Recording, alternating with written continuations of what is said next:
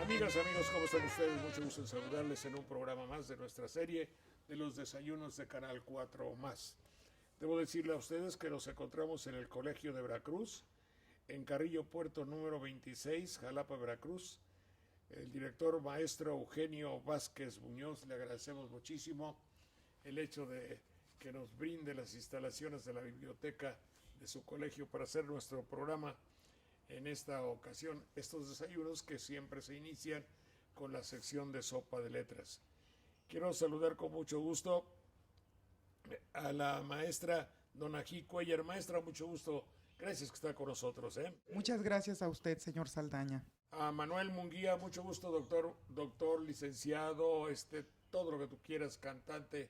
Es decir, ¿qué dijiste? Nada de eso.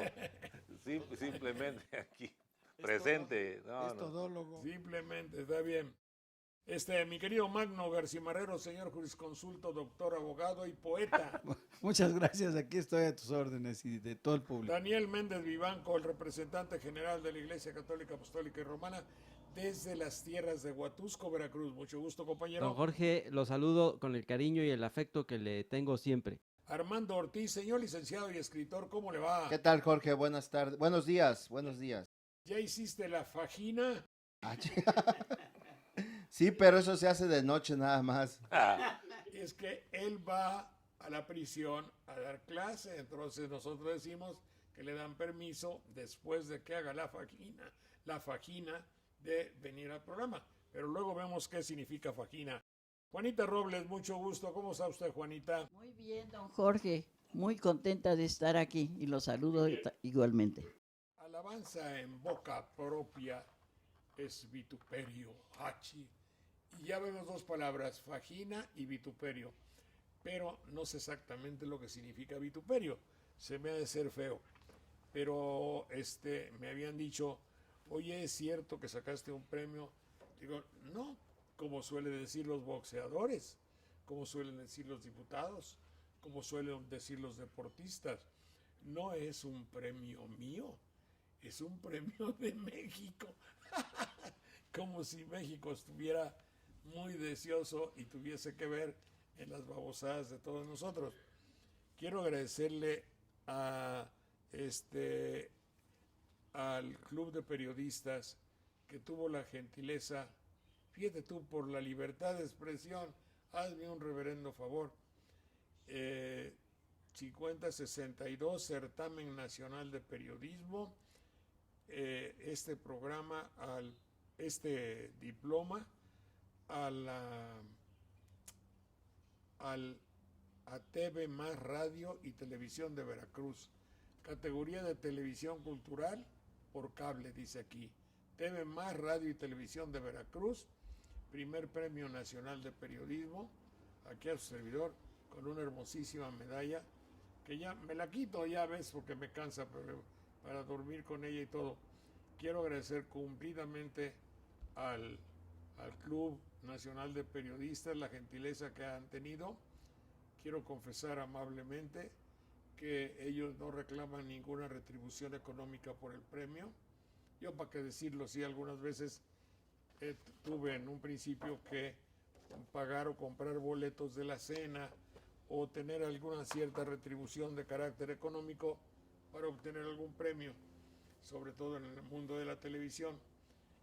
No, ya, y justamente lo dan a la libertad de expresión cuando hay en algunos aspectos, no en todos y no en Veracruz, en lo que respecta a nuestro programa, carencia de ella. Es decir, así es que quiero agradecerles muy gentilmente a la directora general y al alma de esta asociación, que es Clemente Sáenz de Miera, con el recuerdo siempre grato de su padre, el hecho de que a nuestro programa lo hayan distinguido. Y vamos a pasar a las palabras. Dije vituperio y dije fajina. ¿Alguien puede decirme qué son ambas acepciones? Adelante.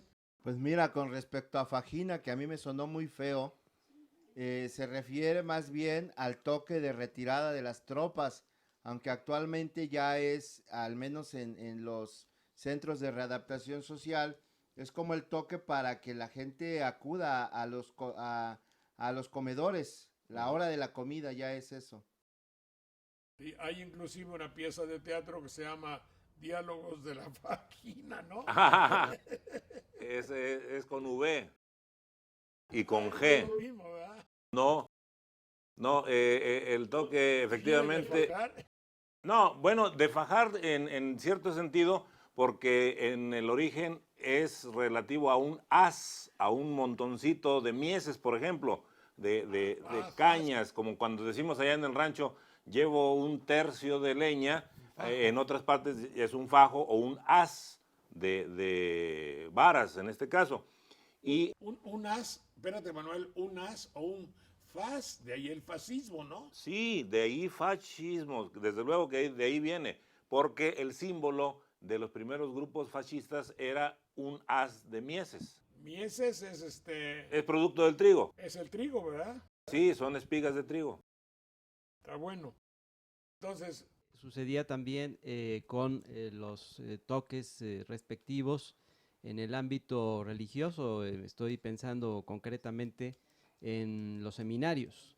En los seminarios los toques se daban para las oraciones en distintas horas del día. Empezaba desde los laudes y terminaba con las completas, incluyendo también el asunto de cuando los seminaristas tenían que acudir a la mesa para consumir sus alimentos. Maitines, laudes, tercias, nonas y vésperas y completas. Por ahí van las horas.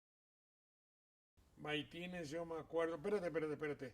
El lugar donde comen los seminaristas se llamaba el refectorio. Sí, el refectorio es una forma del verbo hacer, de facho, faches, fachere, y es una insistencia, es una reiteración.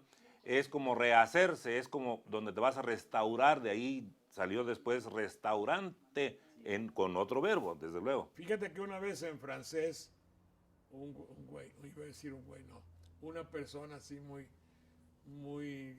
nada significante, me dijo, te invito a desayunar, y me dio un croissant, que así se llama, y un café, y me dijo, qué bueno que aceptaste venir a te restaurer, a restaurarte. ¿Sí? Y de ahí la palabra restaurarse y restaurante viene de lo mismo. Sí, lo mismo, es volver a un estado de equilibrio, reestar, volver a estar. Reestar, fíjate, reestar, restaurante, volver a estar como estabas antes. Y refectorio es volver, es rehacer. Hacerte, rehacer. El refectorio, me acuerdo que había que pasar. ¿Sabes lo que yo era en el refectorio? Era yo el lector. Muchas veces era yo el lector del refectorio, cosa que me jerarquizaba mucho y me daba mucho gusto, porque ahí se leía la ¿cómo se llama eso? ¿Agiografía? No. ¿Agiografía? No, a ver, dime, Daniel Méndez Vivanco, leía yo la vida de los santos, que por cierto, no se me pegó nada. ¿Agiografía? Sí, por eso usted utilizó el término de agiografía, porque está relacionado o vincula con la historia, con la vida de los santos. Otra de las cosas que se tenían que llevar a cabo es que cada seminarista, usted lo debe recordar, bajo el brazo no podía desprenderse de lo que es la liturgia de las horas, el breviario romano, que antiguamente así se le llamaba. Sobre todo los que seguían la regla de San Benedicto. No, yo no me acuerdo de eso. ¿Qué era? Era una especie de norma de lectura diaria. Yo Es me acuerdo que me gustaba mucho de leer, ¿cómo se llamaba ese? La imitación de Cristo, que nunca imité nada, ¿verdad? Eso es de Kempis, ¿no? De Tomás De Kempis. Tomás de Kempis y además usted Ha mucho tiempo que busco el yermo, ha mucho tiempo que vivo triste, ha mucho tiempo que estoy enfermo y es por el libro que tú escribiste, así le dedicó llamado Nervo a Kempis. Además, cada seminarista tenía que hacer en aquellos momentos un estudio efectivamente por día de lo que era el santo y estaba ligado con el calendario. De acuerdo que cada santo por día obligaba al seminarista a tenerse que meter al estudio de esos santos, de esos estudios agiográficos y empezar a ilustrarse. Estaba diciendo que en el programa fraterno, es decir, paralelo a este que es el alternativo, que sale por internet en vista de que no puede pasar en la radio y televisión comerciales, estaba platicando de algo sobre todas las cosas que han sucedido. Resulta que hay un conflicto de maestros como lo ha habido, espero que cuando pase este programa ya esté resuelto, allá en Guerrero, y que se contagia a Morelia, y que se contagia a Morelos, y que en Oaxaca. Y por los medios idóneos de comunicación nos damos cuenta de cómo hablan los que discuten y cómo proponen sus requerimientos, sus reproches, sus repudios, sus adhesiones y cómo se expresan. Pero luego entra una parte muy interesante que conviene a nuestro programa Sopa de Letras, y es cómo hablan los jóvenes líderes políticos en la universidad en México y en muchos otros lugares. Aquí, y lo digo desde ahorita, no examinamos las razones, las adhesiones, los cariños y desafectos que cada quien tenga por determinado sector. De una manera objetiva, si se puede, les voy a decir lo que tengo que decirles. Habla un joven y dice, habla el rector y propone: no vamos a discutir mientras nuestras instalaciones estén tomadas, dice el rector. No nos fijamos, sino que se le entendió todo al rector. Sí, se le entendió todo lo que dijo el rector. Lo dijo para los medios de información televisivos. Muy bien. Habla una joven el otro día y me habla de un concepto abstracto. Ahí ya yo entro en conflicto porque no sé exactamente qué quiere decir con lo abstracto. Después me habla de lo inexorable. Puta, inexorable. ¿Qué querrá decir lo inexorable? Bueno, es lo que tiene que pasar, digo yo, pero en fin. Luego lo tautológico. ¿Qué es una tautología? Sepa la madre qué es la tautología. Luego me dice propiamente que es la génesis. Se adornó porque pues es como así se adorna en Saldaña. Es decir, la génesis, ¿verdad? Bueno, está bien. Luego lo antagónico. Lo apunté, ¿eh? Luego habla de la paradoja y luego de la antítesis. Y al rato termina y hace una expresión. Todo esto lo dijeron 2 o 3 jóvenes. Pero la chica que estaba con ellos y luego termina y dice: no mames. ¿Qué debo pensar? Lo dijo como parte de su exposición. Entonces, como parte de su léxico para explicar su problema. Entonces, bueno, vayamos punto por punto. ¿Qué es lo abstracto? Sí, abstracto es lo que se trae al pensamiento que no tiene una representación directa en lo material, es en oposición a concreto, ¿sí? Concreto es aquello que está visible o palpable por los sentidos, y abstracto es lo que se ha traído al mundo del pensamiento y se ha convertido en un concepto, en una idea. Eso provocaba también, don Jorge, la gran discusión que en el terreno filosófico, ahora que Manuel está hablando del empirismo, se daba entre dos corrientes filosóficas que eran precisamente el empirismo, que determinaba que para poder llegar a la validez de un conocimiento era necesario pasar por la experiencia sensible, la experiencia de los sentidos, y en contraposición del racionalismo que planteaba para poder llegar a la validez de un conocimiento se necesitaba pasar por el tamiz de la razón, por el uso de la razón. Bien, volvemos en un minuto, por favor. Si eres tan amable, un minuto.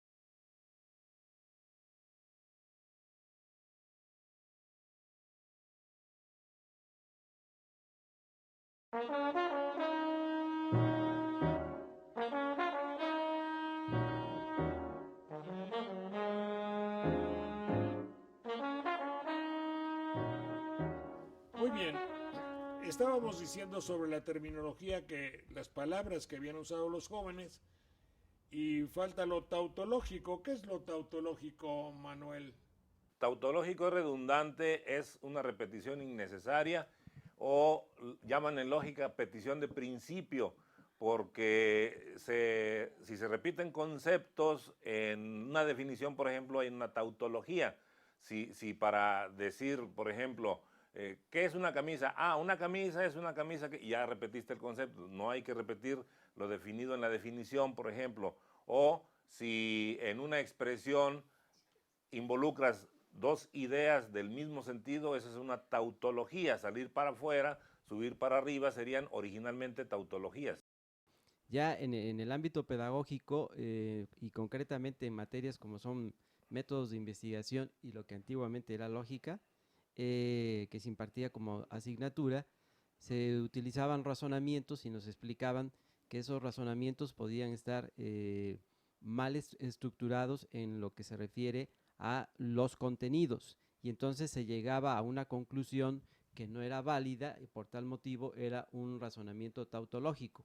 Ahora, si me permite terminar lo que estaba yo diciendo sobre la cuestión abstracta, los empiristas decían de los racionalistas que ellos caían en un pensamiento o en un ejercicio abstracto porque solamente utilizaban la razón, que era un esquema del pensamiento, y no se llegaba a lo que es la parte complementaria, que sería la experiencia sensible. Ahora ya sabemos que tanto el planteamiento de David Hume, empirista, como el de René Descartes, racionalista, se complementan, se necesitan tanto el racionalismo como el empirismo. La génesis. ¿Por qué no debo decir el génesis? Porque el Génesis en castellano, así en masculino, se ha especializado para denominar al primer libro del Pentateuco y primer libro de la Biblia. Y la Génesis se ha utilizado para hablar de la causa de algo. La génesis, la causa de algo, ¿eh? De ahí de donde proviene algo. Lo antagónico es el otro equipo, ¿verdad? Oposición de contrarios, paradoja, oxímoron y todas las demás palabras que a usted le inquietan tienen que ver con la cultura barroca. Y sospecho que el discurso de la muchacha que cita tiene que ver con la farsa, el mundo al revés que vivimos actualmente y que es heredero precisamente de la tradición barroca novohispana. Sí, actualmente vivimos un mundo al revés, un mundo de farsa, donde se dan precisamente oposiciones, contrastes, y que casi nunca llegamos a ninguna conclusión, ¿no? Siempre nos estamos confrontando, por ejemplo, en el caso que usted cita, universitarios con el rector, y precisamente para discutir con un señor rector, pues hay que tener un cierto dominio del lenguaje, Creo que el final de la alumna que cita no estuvo tan afortunado, sin embargo refleja un estado de cosas al que no somos ajenos y que más o menos quienes estamos dentro de la universidad entendemos de qué va el asunto. Oiga, maestra, ¿Cantinflas es así? No, eso es otra cosa que podría ser retuécano, que podría ser pues un juego de arte verbal que nada tiene que ver con lo barroco. El barroco es una estética, es un tipo de lenguaje y es una cultura. Atendiendo a que ya aprendí lo que ustedes me están enseñando, Cantinflas es tautológico, ¿verdad? Sí, es tautológico, es divertido, digamos, él utiliza un léxico, pues, vulgar, ¿no? Un léxico popular, un léxico que cualquier mexicano podría comprender y está, digamos, al servicio de un público amplio, cosa que el barroco es, pues, casi todo lo contrario, ¿no? Eso ya creo que es, una actitud de los jóvenes, mire, que denota un malestar social. Yo supongo que también los jóvenes se expresan de esa manera porque tienen mucho malestar y por no sé qué causas, no conozco el caso completo de lo que usted quería señalar, pero sí denota un malestar, ¿no? Y ya hay algunos filósofos franceses que han hablado sobre eso, sobre el malestar social y el léxico, ¿no? Por eso cuando las personas tienen mucho malestar en una sociedad se dicen muchas palabrotas y se repiten en los medios de comunicación, en los periódicos, etcétera, digamos en los medios masivos. Usted le llama maestra malestar social.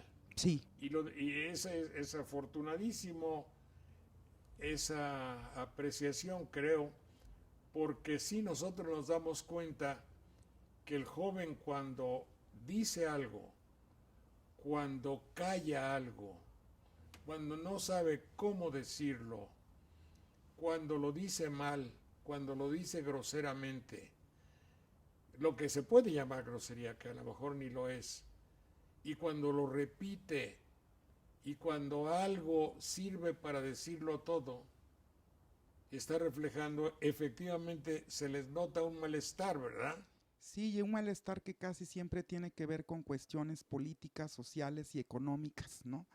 Y creo que esto nos llama a reflexionar acerca de la realidad que estamos viviendo en México, en la educación y en todos los ámbitos. Incluso, perdón, incluso en la reacción, no solo hablada, sino en los actos que realizan, se alcanza a percibir eso, porque prácticamente todos los demás decimos, no es lo indicado romper los vidrios de los edificios universitarios o estorbar el paso de los vehículos en las avenidas. Espérate, o como dijo la diputada Minifalda, tengo el derecho a perforarme.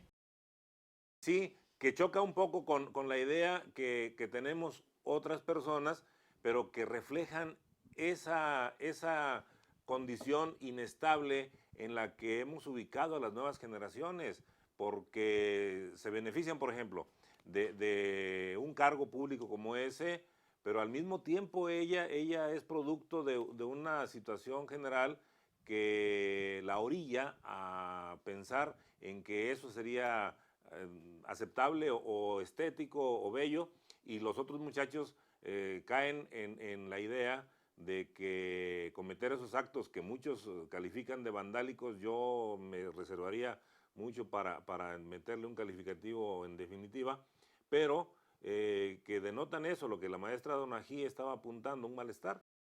Ahora bien, Jorge, en el discurso de la muchacha esta que mencionas, la intención es ponerse al nivel de los académicos, querer pensar que con ese tipo de léxico se va a hacer entender mejor, pero al final en el colofón de su discurso te das cuenta de que vuelve al nivel que está, entonces está en los dos niveles, busca estar en el nivel académico y al final regresa al nivel de sus compañeros, al nivel en que está su universidad.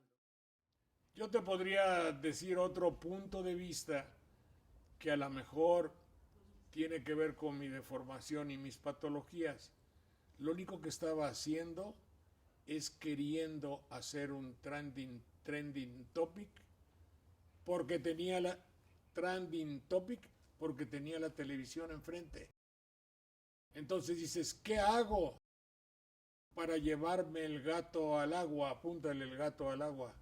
¿Qué hago para salir airoso de este beat, de este pedacito que me ha tocado, ya que está la televisión aquí?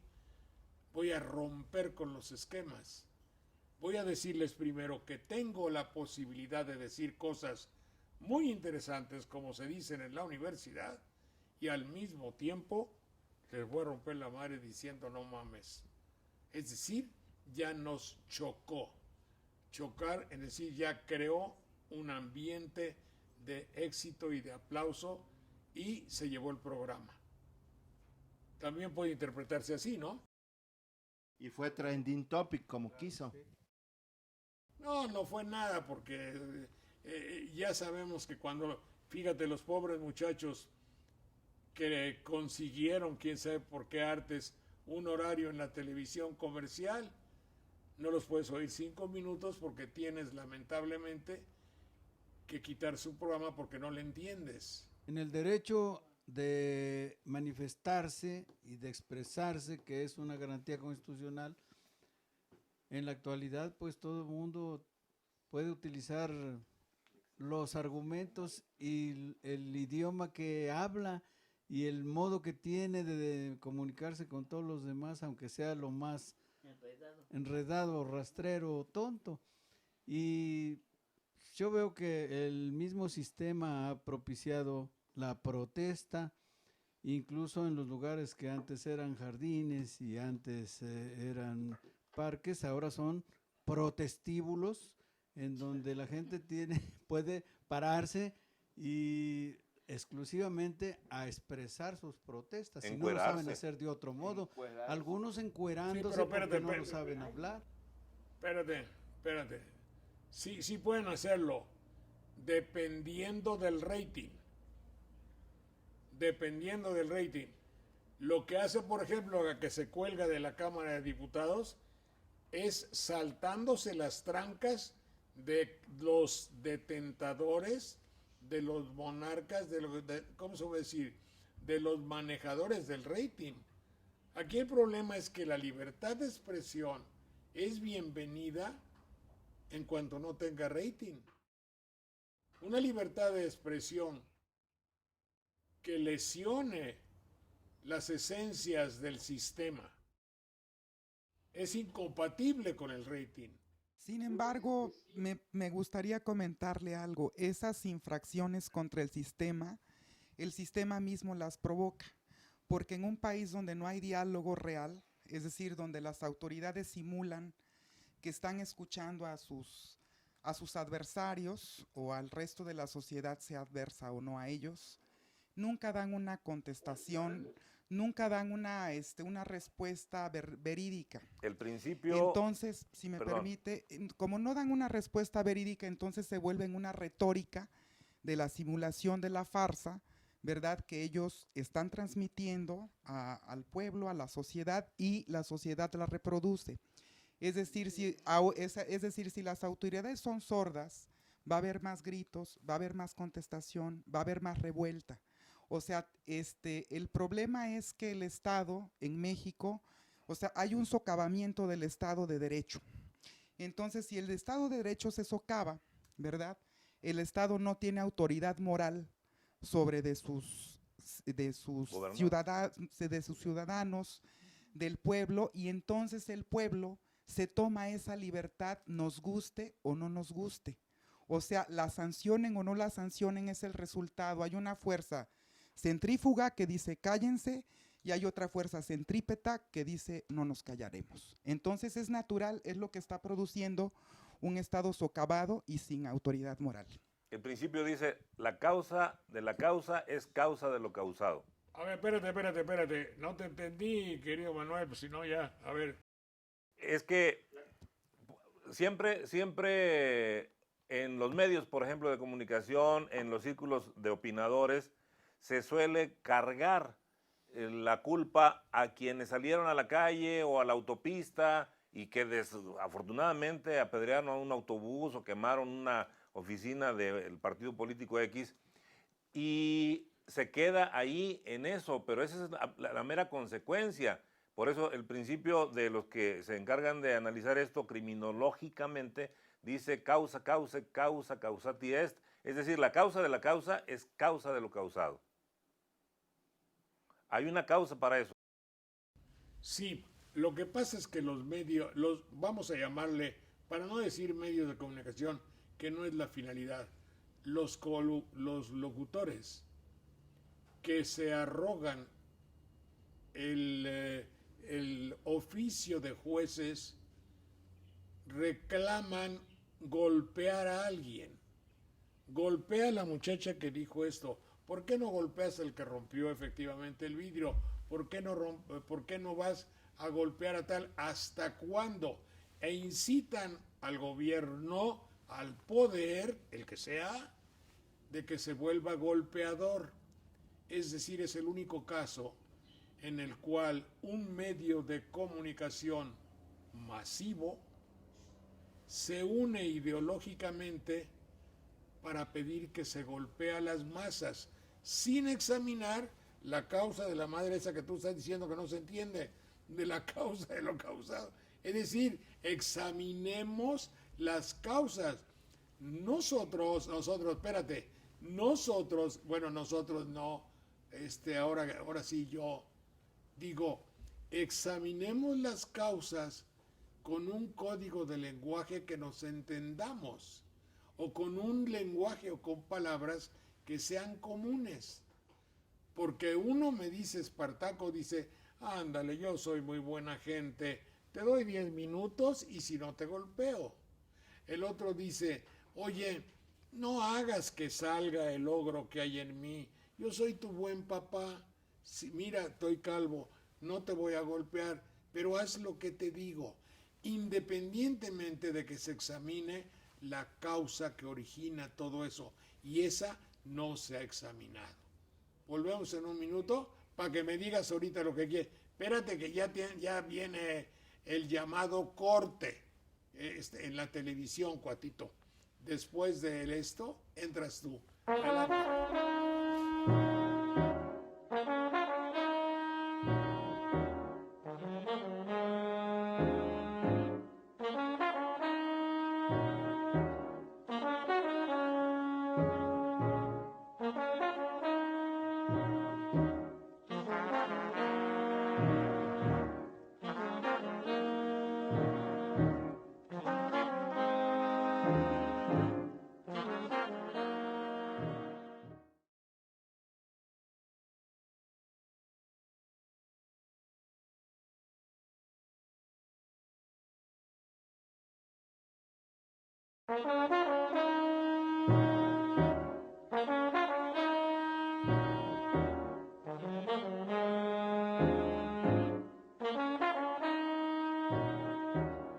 Adelante, Manuel, ibas a decir cuando estábamos en el uso de la palabra y te A eso interrumpí. que tú concluyes, precisamente apela al principio, hay que buscar las causas, porque siempre hay una causa, y luego otra causa y una causa final, es decir, o lo causado, al final de cuentas, la consecuencia, y no se ha hecho, no se ha buscado, o si se sabe, ingeniosamente o mañosamente se soslaya la causa y se ve nada más la consecuencia.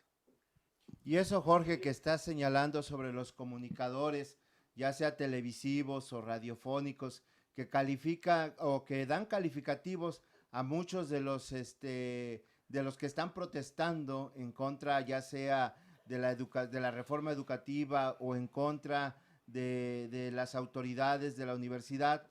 Es un vicio que se ha estado arraigando demasiado, porque muchos de ellos vuelven más que informativa su labor, una labor verdaderamente tendenciosa. Por eso yo siempre he apelado que el periodismo no debe de buscar tanto la objetividad, que es casi imposible, porque siempre va a influir uno dentro de la noticia, sino más bien la honestidad. Si ellos fueran más honestos y pensaran y se expresaran con esa misma honestidad, sería todavía más válido lo que dicen, que decirlo con una falsa objetividad.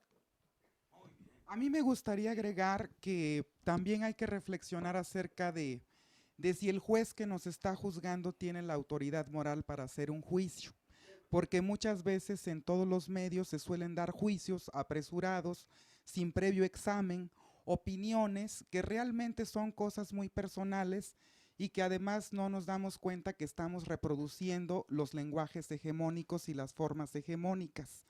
Entonces, mientras quienes estamos encargados de transmitir el conocimiento y la cultura no seamos conscientes de que no somos jueces de nada, sino que solamente podemos invitar a una reflexión seria y profunda acerca de los problemas que nos aquejan en México, pues no estaremos en posibilidades de tener un diálogo sano, de tener un diálogo que nos permita superar nuestros problemas, y solamente vamos a vivir las confrontaciones, las masacres que han pasado en Actenco, las que sobrevienen, etcétera. Y creo que sí es un problema muy grave y tenemos la responsabilidad de no andar haciendo juicios a la ligera.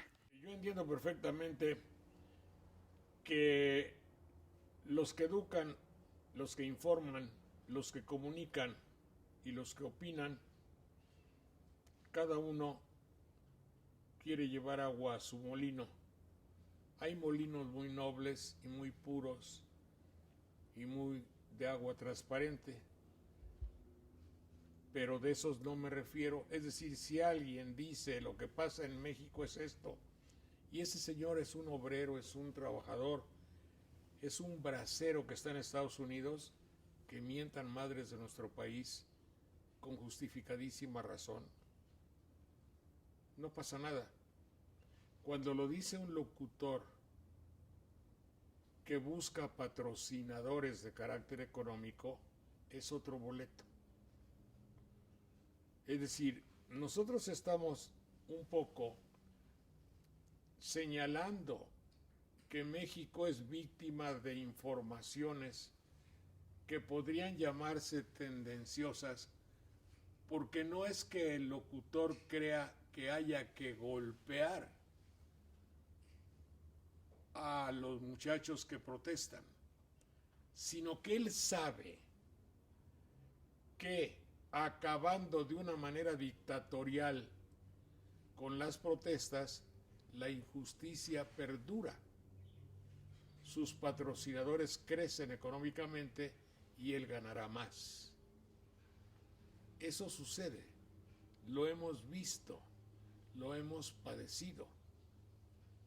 Para ejemplificar lo que digo es que cuando iba a venir un ciclón, hace muchísimos años, dice, oye, que no digas lo que el ciclón que viene sobre Acapulco.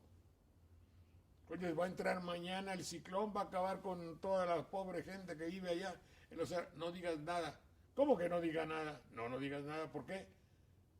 Porque si no la gente no va a nuestros hoteles.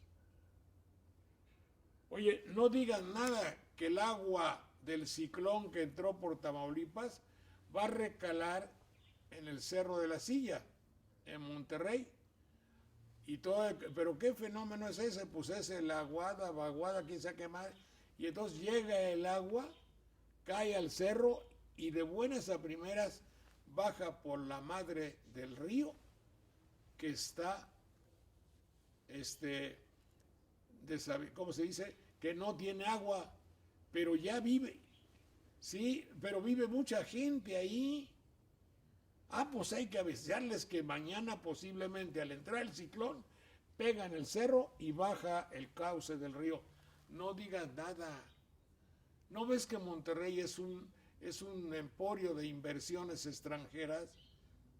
Y si llegamos y la gente sabe que en Monterrey hay esa serie de problemas, llegó el huracán, pegó en el cerro, bajó el agua, y quién sabe cuánta pobre gente se quedó sin casas y sin vida, porque había que obedecer las finalidades económicas de algunos, no sé quién, empresarios o patrocinadores.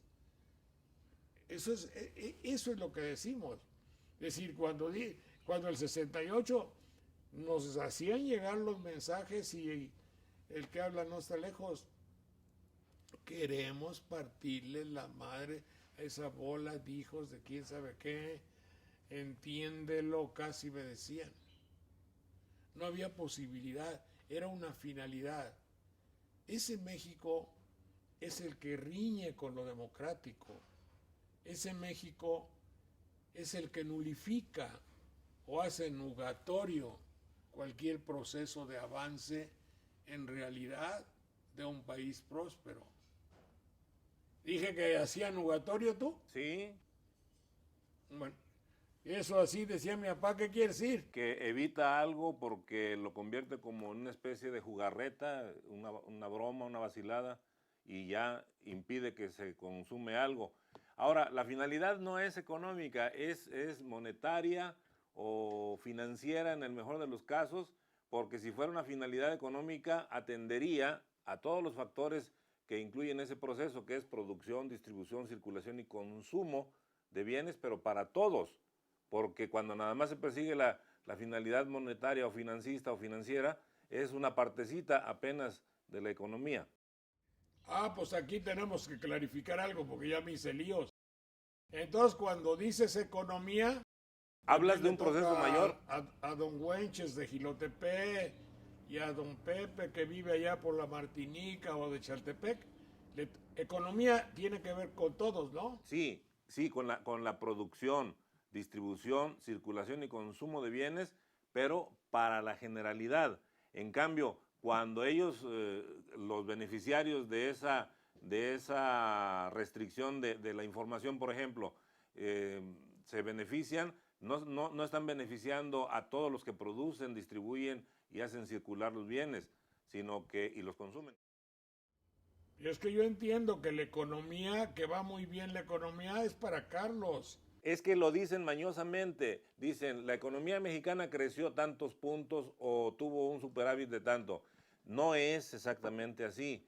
Una parte de los beneficiarios y manejadores de bienes que derivan de la economía se han beneficiado, pero la economía no está beneficiada. Ahí tenemos abandonados los campos, las zonas pesqueras, los bosques, las selvas y las partes donde tiene que incentivarse la producción primaria, porque esa es la que nos da alimentos y esa no se está incentivando. Y para distinguir, Jorge, para distinguir y jerarquizar la economía, ellos ya le han puesto nombre a cada una de ellas. Una es la macroeconomía y otra es la microeconomía. Y los macroeconomistas los vas a encontrar en la lista de Forbes y a los microeconomistas los vas a encontrar en los programas estos de contra el hambre. Ahí tienes, por ejemplo, cuando digo Carlos, es de Carlos Trujillo, ¿me entiendes? Sí, claro, sí. A mí me dice Saldaña, pues yo le digo Carlos. Oye, pero es que, por ejemplo, cuando en la información, que es la educación del pueblo de México generalizada, te dicen, va muy bien la economía creció 2,5 puntos. Entonces, no se refiere a todo el mundo de allá de Tlalnehuayocan, ¿verdad? No, desafortunadamente no incluye. Observa por favor un noticiario matutino donde el presentador dice, ahora vamos a la información financiera y el encargado de la sección se encarga de remachar todos los días porque él quiere hacerlo de más alcance y dice, esta es la información económica. Él insiste porque quiere dar a entender que se está refiriendo a todo y la verdad es que está más ajustado el término inicial de información financiera a lo que ahí presentan porque no es exactamente información económica. Fíjate que una de las secciones por las cuales habíamos dicho que íbamos a hablar en este programa, en esta emisión, es porque muchos de los jóvenes, hay que decirlo, sin que esto tenga nada de peyorativo, utilizan algunos aspectos de nuestro lenguaje y luego lo cambian y luego no va de acuerdo a lo que en realidad es. Yo oigo muy raro cuando las locutoras jóvenes y bellas y los caballeros muy peripuestos en el programa dicen, no debemos echar las campanas al vuelo. Y oigo muy raro. Yo no lo aprendí así.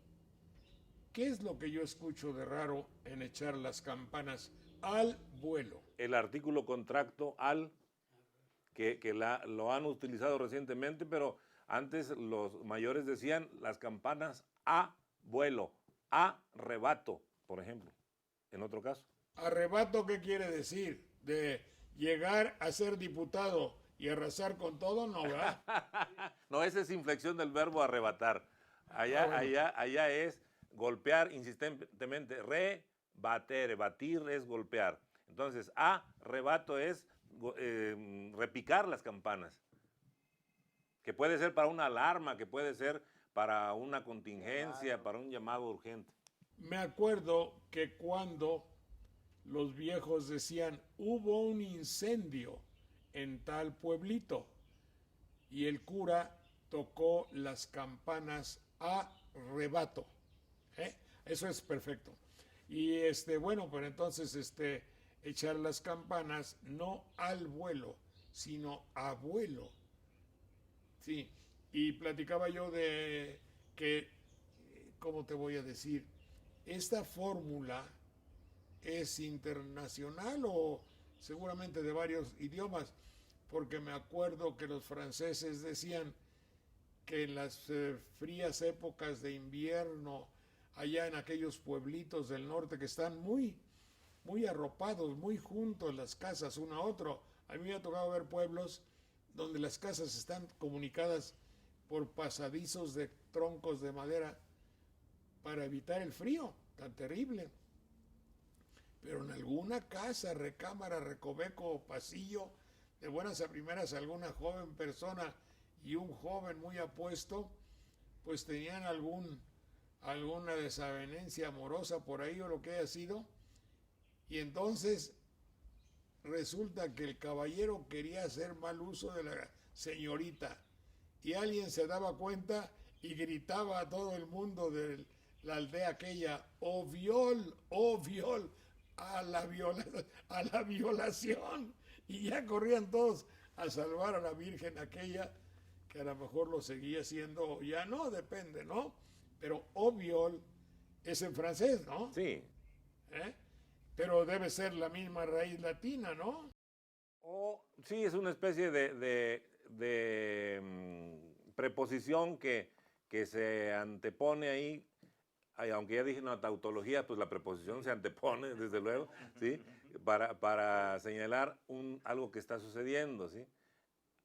Oye, ir a. El otro A que vemos allá en nuestra tierra, ¿y cómo te pagan a ti tu trabajo? A destajo. A destajo, sí. ¿Qué quiere decir? A destajo quiere decir la parte que se corta, que se segrega de una actividad determinada, y se dice, a ver, quiero que limpies un cuadro de 15 por 20, ¿sí? Entonces ya se seccionó el terreno, se hizo un tajo, se hizo un corte, una separación, y eso es lo que se le va a pagar a destajo, por una cantidad determinada. Hay que buscar, y ahorita mismo lo vamos a hacer, que debe tener algo que ver détaché. Détaché en francés significa cortar por ¿Sí? trozos. Por Tajar, trozos, tajada, Tajar. Sí. Sí. Pues muy interesante. Nadie habíamos pensado que a destajo, es decir, tú me pagas por este trabajo y lo cortamos de lo demás y esto me lo pagas a destajo. ¿Está bien? Nos vemos en un minuto.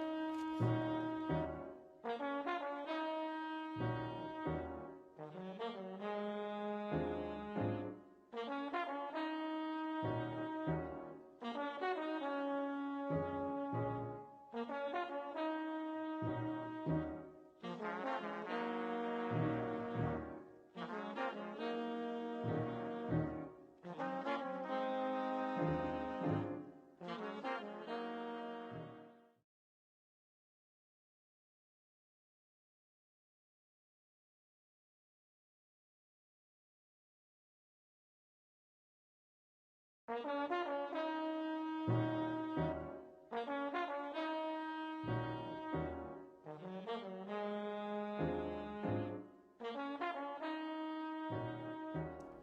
enseño un poco que el uso conveniente de los refranes le dan un colorido excepcional al lenguaje, sirven para reforzar, para macizar, para hacer explícito un párrafo, para clarificar. Y cuando usted no sabe algo que decir, entonces el refrán le complementa perfectamente y ya sus palabras caerán como gota de sebo. ¿Sabe usted por qué decía mi abuelo como gota de sebo? Porque las gotas de sebo tienen una parafina o una cera, o el sebo, donde cae se amolda.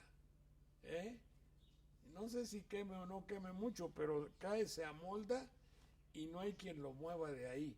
Y cuando algo está propiamente dicho, es una frase que cayó como gota de sebo.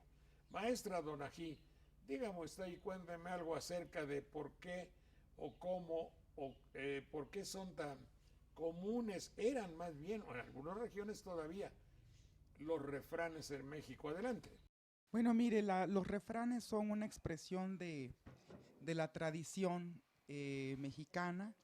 Se transmiten de generación en generación, se repiten en variantes. Es decir, por ejemplo, si usted se sabe un refrán del siglo XIX, eso ha tenido sus variantes en distintas zonas regionales.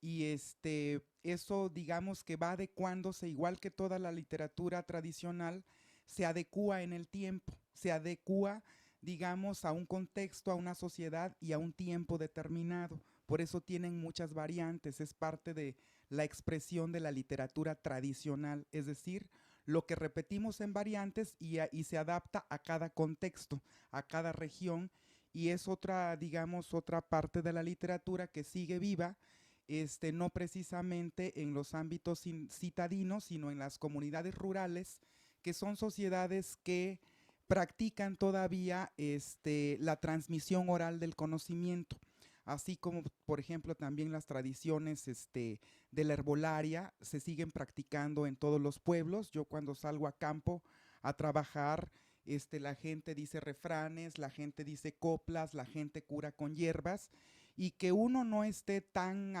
cercano de esa cultura, vamos a decir, comunitaria, porque un refrán proviene de una comunidad y responde a una estética colectiva. Para que el escucha lo acepte, tiene que responder precisamente a sus patrones culturales.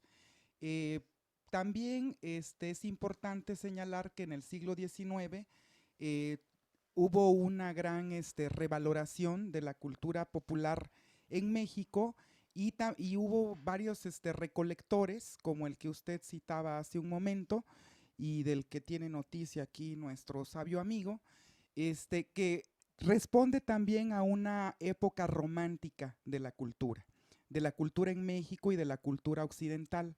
Los románticos fueron quienes primero estuvieron revalorando precisamente las expresiones de la cultura popular, y todavía más atrás, durante el Siglo de Oro, lo hicieron Góngora, Quevedo y todos los grandes poetas barrocos.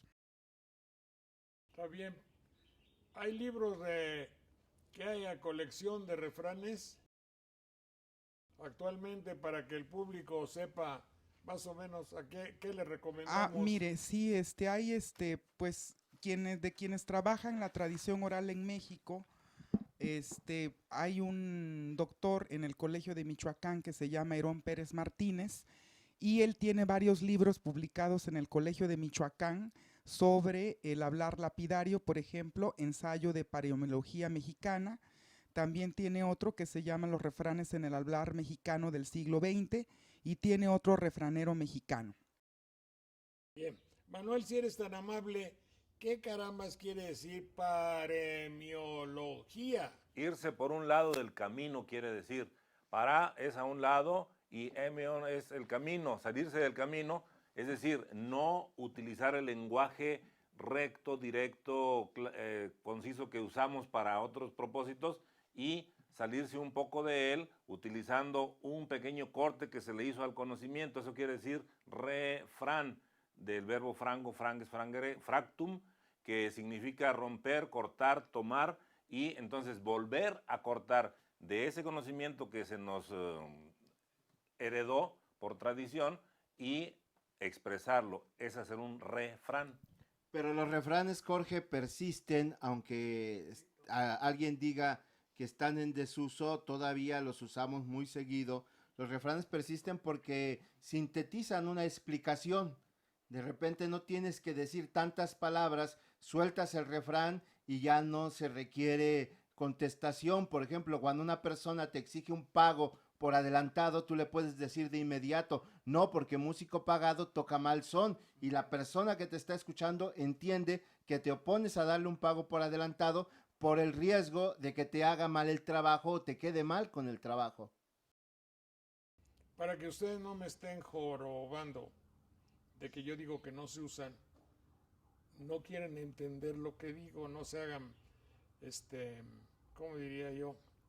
Es decir, vivimos en un mundo mecanizado donde la computación, la televisión, la información, el trending topic nos invade. Es obvio que los diputados no saben emplear esta clase de dichos, dicharachos, refranes o ejemplos de paremiología. No hay un, ¿cómo diría yo para no decir contexto? Hay una tendencia a que el mexicano se agringue, se vuelva norteamericanófilo. Ya no dicen, mira qué espectáculo tan triste el de ese muerto. El locutor dice, mira cómo luce el muerto. ¿Me explico?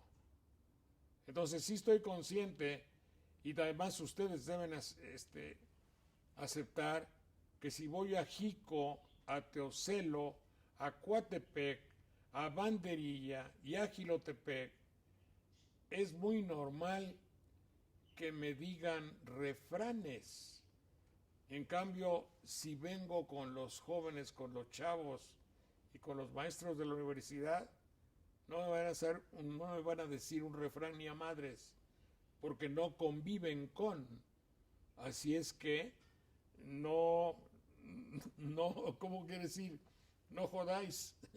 Yo no digo que Quizás no se no es diga. frecuente, señor Saldaña, pero sí hay materias de tradición oral en la universidad. Claro, pues sí, pero en la es una universidad, materia que se universidad estudia. es como si yo, la universidad es como si yo le diga a usted, a ver, usted dice, por ejemplo, maestra, cuando salgo a campo, está muy bien, es una expresión que entendemos, pero que nosotros no usamos. Por ejemplo, si citamos los ejemplos de los funcionarios públicos, pues lamentablemente no son personas cultas ni que sepan su tradición actualmente. En el siglo de oro, por ejemplo, todavía se solía que los príncipes y los gobernantes recibieran una instrucción, fueran a la universidad. Ahora no es el caso, o sea, no hay concursos de oposición para los funcionarios y lamentablemente carecen de cultura. Entonces yo creo que no es, digamos, no es donde hay que ir a buscarla. Es muy sencillo decir que ellos desconocen eso porque no es la clase política, no es la clase culta de este país, ¿no? Entonces yo creo que hay niveles en la cultura donde sí todavía están presentes los refranes, y aunque los jóvenes, mire, si los jóvenes no lo saben es porque tampoco se los enseñan. O sea, también hay que buscar las causas. Yo creo que antes de señalar a los jóvenes como la fuente del no saber, tenemos que ser responsables de quién los ha educado, ¿no? Claro, hoy en la mañana, ayer o anterior, la semana pasada, que era el Día del Niño, yo escribí un Twitter que decía que era el Día del Niño. Entonces dije, si algo nos obliga, si una obligación tenemos los adultos, hoy Día del Niño hay que pedirles perdón. Les hemos dejado un mundo muy deteriorado. muy desencuadernado, muy caótico. Tiene usted toda la razón del mundo. Cuando decimos los jóvenes, no le estamos mentando la madre a los jóvenes, sino a sus maestros y al sistema. Y haciendo un mea culpa. Sí, pero claro, no estamos, es el que en realidad creemos muchas veces, y qué bueno que sale a colación esto, que nosotros impugnamos a donde hay una deficiencia, pero en realidad, como decía Manuel, que casi ni le entendimos, había que ver la causa que genera eso, pero tanto lo hemos dicho que pensamos que todo el mundo lo entiende, y no es así. Por eso vamos a tener más cuidado en decir, y cuando el joven está payaseando y luego no sabe hablar y tal, pues es porque es el heredero de una filosofía, de un criterio, de una cultura, de una trivialización generada por un sistema donde él es el recipiendario, el que recibió los fregadazos de una sociedad deteriorada. ¿Está bien? Entonces, creo que está claro, ¿no? Bueno, yo todo esto te lo voy a decir nada más en 2 refranes, porque los refranes requieren ingenio y requieren inteligencia que no hemos enseñado o que no han aprendido, porque también hay gente que aunque se le enseñe no aprende. Un refrán es: el que no conoce a Dios, a cualquier barbón se le hinca. Entonces, ese es, darles clarísimo. Y otro que te voy a decir: mula que es pedorra ni aunque la carguen de santos. O el que es barrigón, aunque lo fajen. Sí. El que nace pa' maceta no pasa del corredor. Quedamos pues en que el refrán, que sí se usa, pero que ya no se cultiva tanto en ciertos ángulos, y cuando, yo digo los diputados porque cada vez que hay un diputado que está hablando, y como me dicen que es un representante popular, y yo tengo mucho que decir al respecto, es decir, si se ostentan, si se presentan y se dicen representantes populares, en realidad deja mucho que desear. Respecto a su léxico, ya sé que en las universidades esto se cultiva, ya sé que en las universidades esto se estudia. Espérate, ¿qué quieren? ¿Que les matemos un pollito? ¿Que les hagamos una fiesta? Es obvio que en las universidades tiene que hacerse, y eso lo respetamos, lo aplaudimos y nada más. Pero la generalidad, la cultura, la trivialización, la estandarización, o no sé qué, el poner iguales a todo.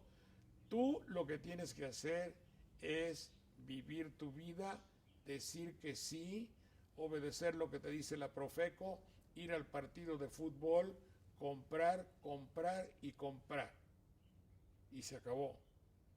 Ese es el México actual. Y sí, ya sabemos que hay universidades y centros de cultura que, cumpliendo con su deber, estudian y salen a campo a estudiar.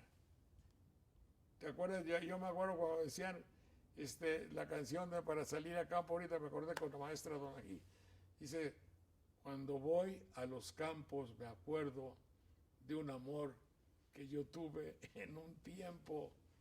Ay, me acuerdo y me da sentimiento, y me acuerdo y me pongo a llorar.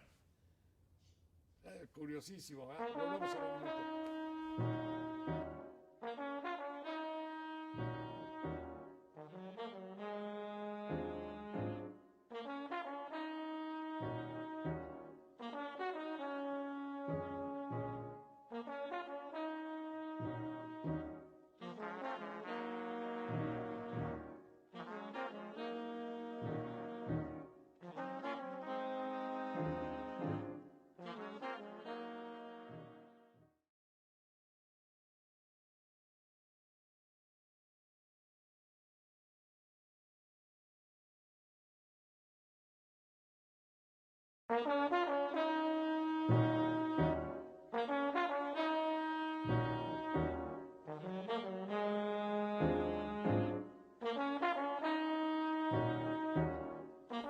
otro día surgió una discusión acerca de de una directora de orquesta mexicana joven y que seguramente que tendrá un desarrollo futuro excepcional y que se llama Alejandra de la Parra. No, Alondra de la Parra. Alondra de la Parra.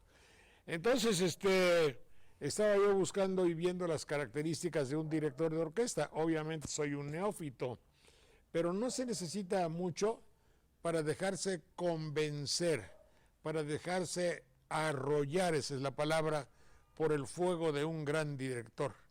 Yo me acuerdo haber visto algunos directores rusos, qué barbaridad, no podía uno menos que sentir la música de otra manera. Igual me pasó cuando vi a este joven Gustavo Dudamel, es muy joven y dirige la Orquesta Juvenil de Venezuela, la orquesta se llama Simón Bolívar.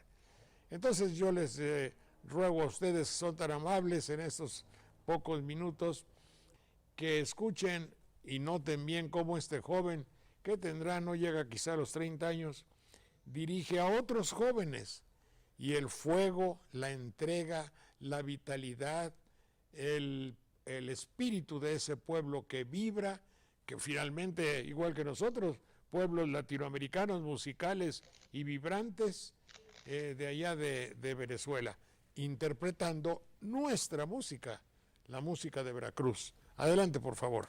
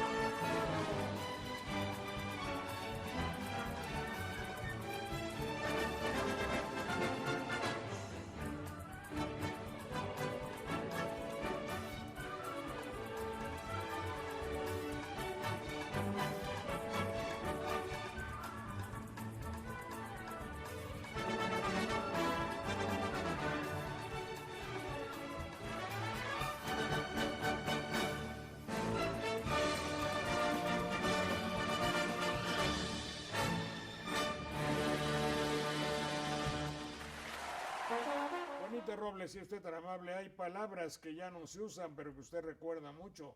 Adelante, maestra. Claro que sí, don Jorge. Ahora que supe que íbamos a venir al colegio de Veracruz, recordé que de los colegios puede decirse que son ancestrales en América. Ya en 1536, casi a la par que la conquista, el virrey Antonio de Mendoza, con su propio peculio, fundó el Colegio de Santa Cruz de Tlatelolco, primer instituto de educación superior en la Nueva España.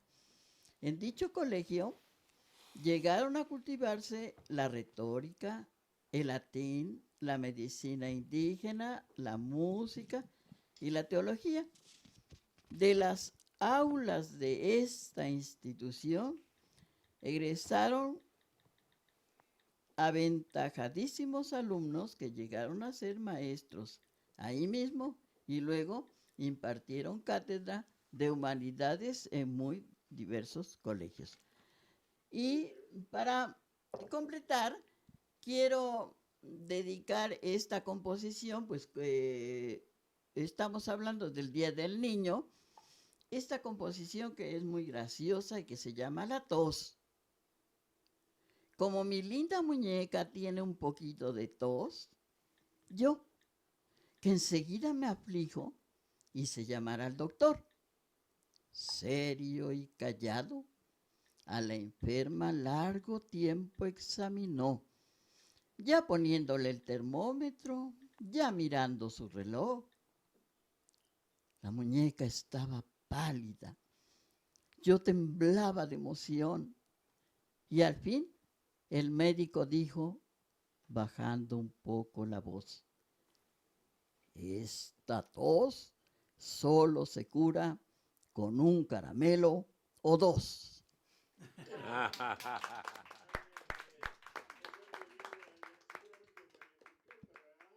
Yo lo que debo decirle a usted que pensé que era un anuncio de alguna medicina que se llamaba fosfocriosol.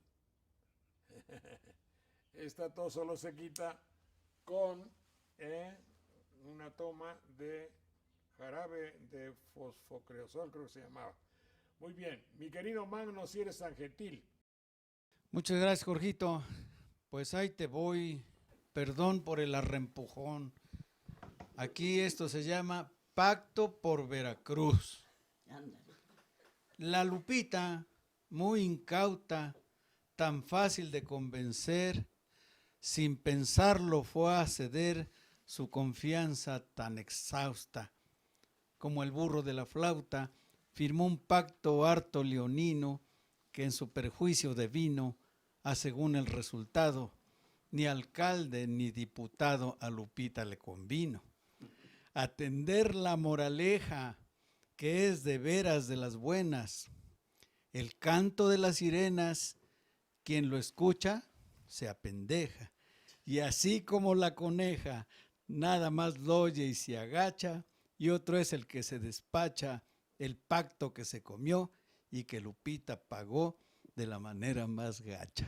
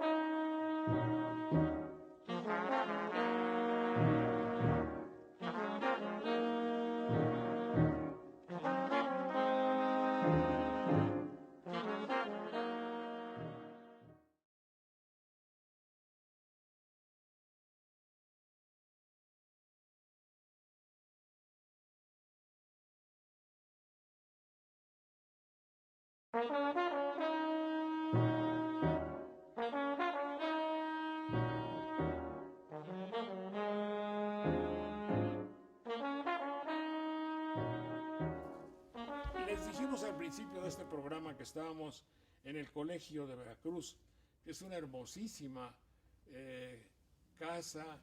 Está en Carrillo Puerto, ¿verdad? Carrillo Puerto 26, claro, si ahí me acuerdo. Creo que ahí vivía algún día la familia Caraza Pardo. hay que verificarlo. El Colegio de Veracruz está en Carrillo Puerto 26, en Jalapa. El director es maestro Eugenio Vázquez Muñoz y el teléfono es 841-5100. Gracias, señores, por propiciar y permitirnos que estemos en su hermosísima biblioteca. Doctor Arturo Durán, ¿cómo le va a usted? Mucho gusto en saludarlo y gracias por estar en su hermosa casa. ¿Qué hace ahora el Colegio de Veracruz? Adelante.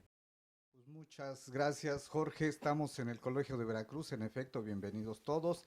Estamos trabajando muy fuerte para impulsar dos áreas que están desde su origen muy vinculadas a lo que es el análisis de la política y a la administración pública. Como ustedes ¿De saben, la como política mucha de gente... toda o nomás de...? Pues del análisis político, Jorge, en el Colegio de Veracruz... ¿Le puedo preguntar algunas cosas o mejor después? Pues, ¿qué tal si platicamos de lo que ofrece el Colegio de Veracruz, Jorge? Y mi comercial ahí va, ¿no?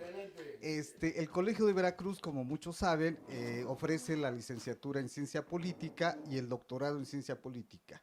Además de que en estas aulas se imparten tres maestrías anexas, una en desarrollo regional y otros en asuntos y negocios internacionales, además de que brinda otra maestría en línea que es en torno a la gestión pública. En este particular momento estamos trabajando muy fuerte para impulsar nuestra convocatoria para los chicos que están en la prepa y que piensan que el servicio público es una alternativa profesional.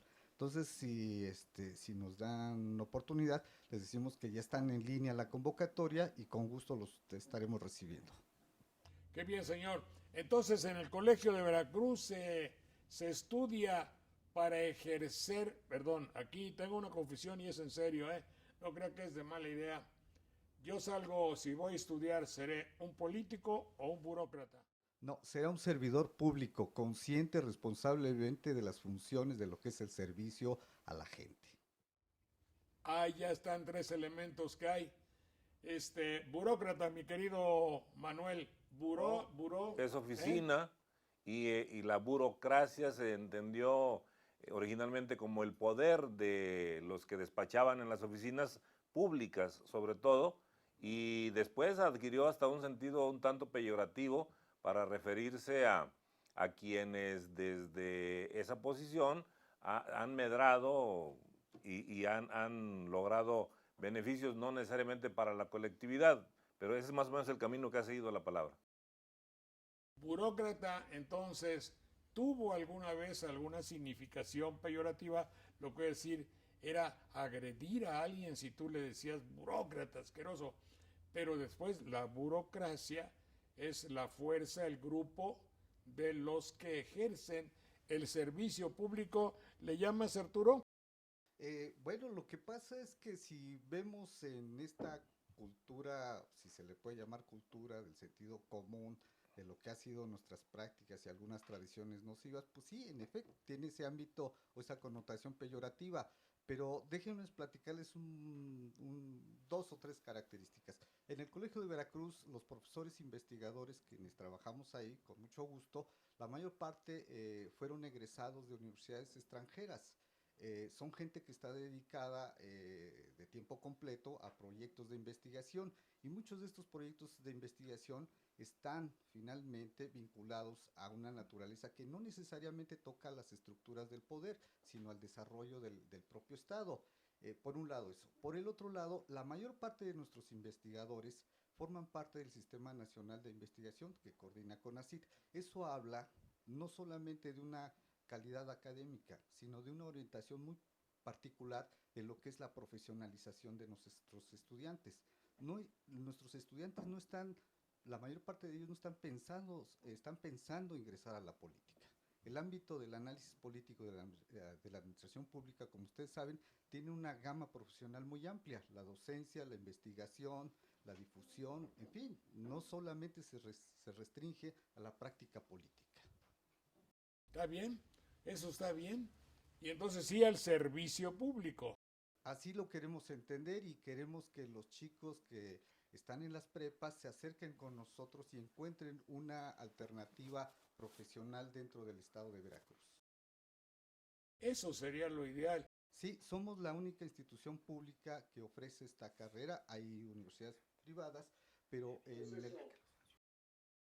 Eso merece una gran felicitación porque los ciudadanos estamos ávidos de encontrar políticos, burócratas o funcionarios.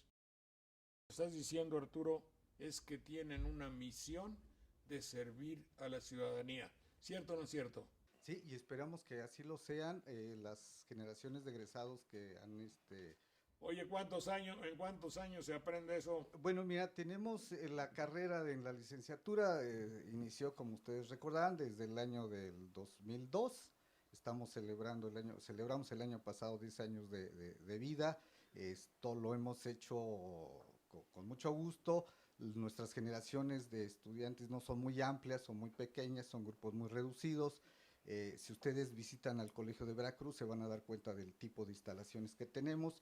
No somos, desafortunadamente, nuestra oferta no es masiva, es muy reducida, son grupos muy pequeños de 15, 16 alumnos. Nuestras instalaciones son muy pequeñas, pero sí son muy cómodas. Tenemos los servicios pedagógicos, la mayor parte de ellos están colocados en red. Tenemos un campus virtual, los chicos pueden participar abiertamente en las labores de difusión y académicas.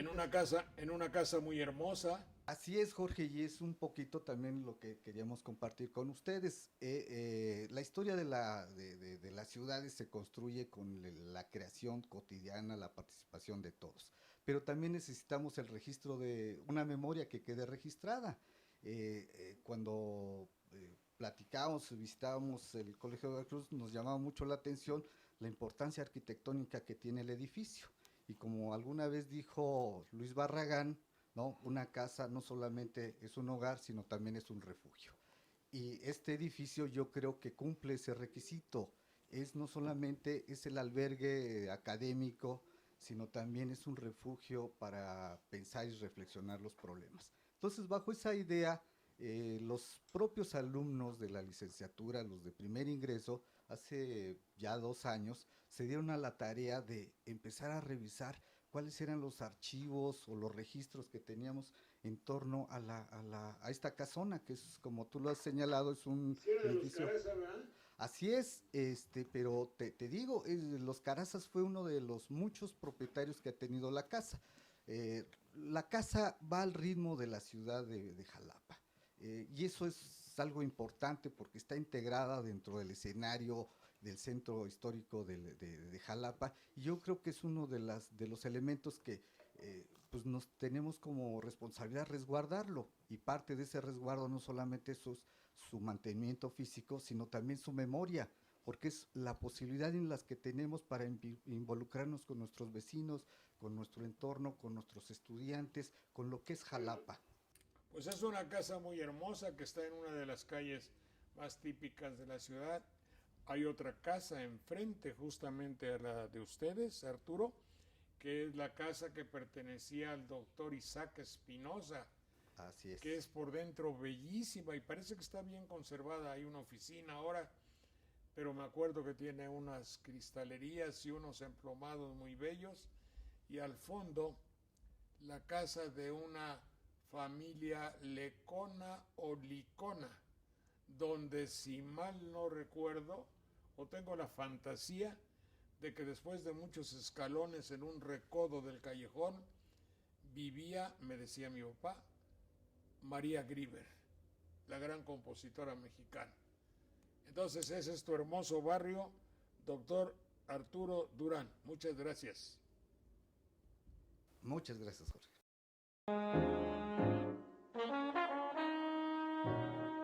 Maestra, si es usted tan amable, la maestra Olivia Domínguez está por ahí. Sí, don Jorge, aquí estamos. Adelante, maestra.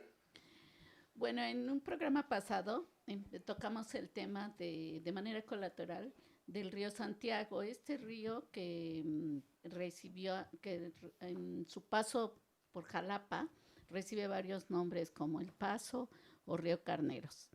Bueno, este río abastecía en la época colonial las necesidades del barrio de Santiago o Tlalnecapa. Las aguas del río, de este río, fueron aprovechadas por talleres y tenerías durante el siglo XIX. Hubo alrededor de 10 tenerías, pero también a partir de 1837 se ubican 4 fábricas de hilados y tejidos. Estas fábricas instalan, o los propietarios, para captar las aguas del río, lo empiezan a desviar y realizan presas y diques que les permitía poner en movimiento las turbinas o las ruedas de agua, según la tecnología que empezaron a utilizar, ¿no? Primero las ruedas de agua, luego las turbinas. Bueno, lo importante es que a partir de 1938 abre una fábrica que se llama La Bella Unión, y esta Bella Unión con los años va a recibir otro nombre porque cambia de propietarios, que es La Providad, y actualmente es la Casa del Lago, antes también conocida como la Casa de las Artesanías. Y quienes fueron sus primeros propietarios fue precisamente un propietario de una tenería, José Mariano Domínguez, que tenía un taller al que le llamaban Los Marianos. Y bueno, él hizo, de hecho, el edificio ese tan hermoso donde ahorita hay una feria del libro. Y ya en la segunda fase de construcción va a tener un segundo socio, o un socio que llama Bernabé de Elías, que nos vaya a ayudar a realizar la compra del equipamiento necesario para la producción de hilaza. Los jalapeños aún pueden conocer esta antigua factoría y bueno, pues la pueden caminar porque está muy reconstruida durante el siglo, a principios del siglo XX, o sea, después de la época revolucionaria. La Bella Unión, después llamada La Providad, cerró sus puertas y siendo propietarios ya la familia Todd.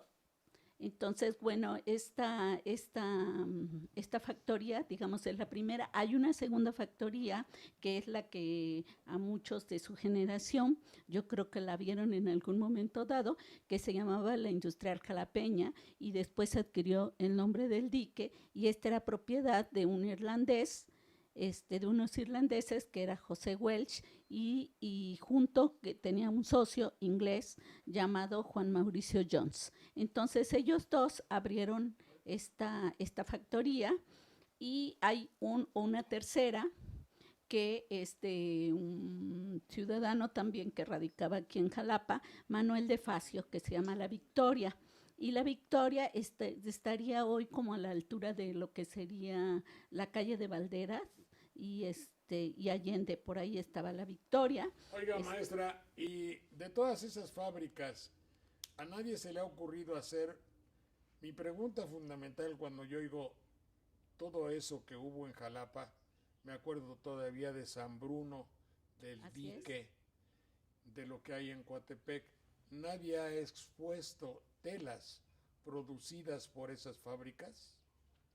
Pues lo que producían básicamente eran mantas, eran el hilo y las mantas. En realidad la gran producción de telas, de estampadas, no la hacían en Jalapa, sino que digamos que hacían la etapa primaria muchos de estos empresarios ya a finales del siglo XIX y siglo XX, como fue De Facio o como fue algunos de los propietarios de la Industrial Jalapeña, que es la que se transformó en el dique, era que transportaban estas telas y las llevaban a otras fábricas que podían tener en Puebla. Por ejemplo, la que está ubicada en San Marcos, a la que usted se refiere, tenían, entonces era de la compañía Saldo, que eran también los propietarios de San Bruno, la familia Saldo.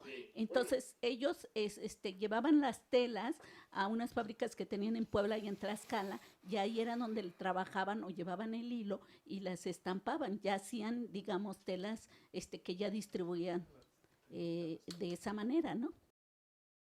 Bien, maestra. Ahora, debo decirle algo.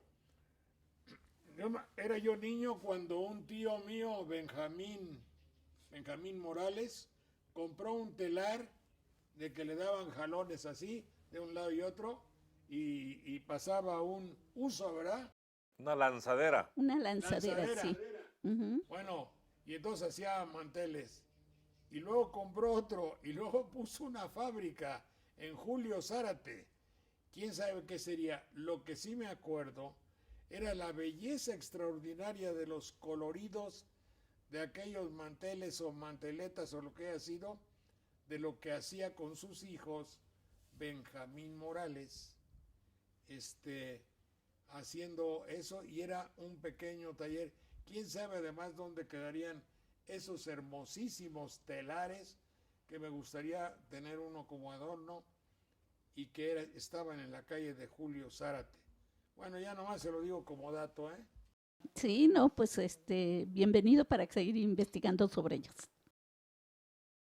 Pregunte usted dónde vivía una personalidad de aquella época que se llamaba Marcial Montano. Por ahí, por esos lugares. Sí, esa es sí, en efecto, Marcial Montano vivía en lo que hoy sería como la altura del Hotel Howard Johnson a la vueltecita. Sí, es Julio Zárate, la calle. Sí, es Julio Zárate, ¿verdad? Bueno, mucho saludarla. Gracias. Igualmente, don Jorge. Queremos agradecer cumplidamente al Colegio de Veracruz, al director maestro Eugenio Vázquez Muñoz, Colegio de Veracruz, en Carrillo Puerto 26, teléfono 841-5100.